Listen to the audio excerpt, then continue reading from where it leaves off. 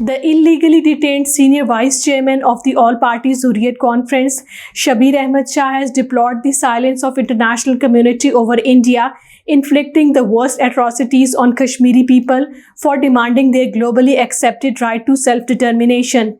According to Kashmir Media Service, Shabir Ahmed Shah, in a message from India's notorious Tihar jail on the eve of Eid al-Azha, said that New Delhi was trying every malicious tactic to suppress Kashmiris' just struggle for freedom. He said innocent Kashmiris are killed and arrested and are forced to live in an atmosphere of constant fear and terror.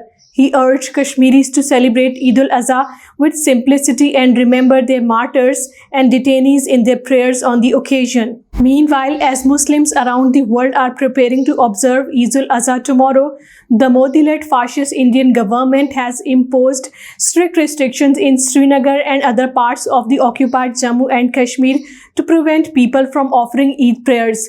Locals, while denouncing the restrictions, said the act represents complete disrespect and deep-rooted prejudice by the Indian government towards the religious sentiments of the Kashmiri people. Indian police arrested a youth during a house raid in Kareri area of Baramulla district today. The US-based Committee to Protect Journalists and India-based media organizations have lashed out at the Modi government for leading a vilification campaign against Kashmiri journalists. The CPJ, in a statement, expressed solidarity with the 11 Kashmiri journalists who were facing a media trial at the behest of the Modi government. Digipub, a platform of digital media organizations, has also sharply criticized the hateful campaign.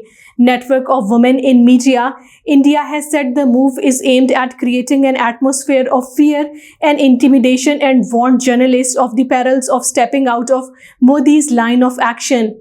It is worth mentioning here that these 11 Kashmiri journalists were described as supporters of militancy in a recent article published in a Srinagar-based English daily, Rising Kashmir at the behest of the BJP government. On the other hand, India has slapped Amnesty International and its former India chapter head Akar Patel with a penalty of over 600 million rupees in retaliation of its criticism for New Delhi's poor human rights records inside India and in occupied Jammu and Kashmir.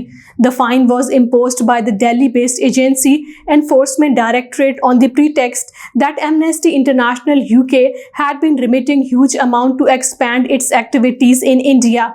Amnesty has denied the charge.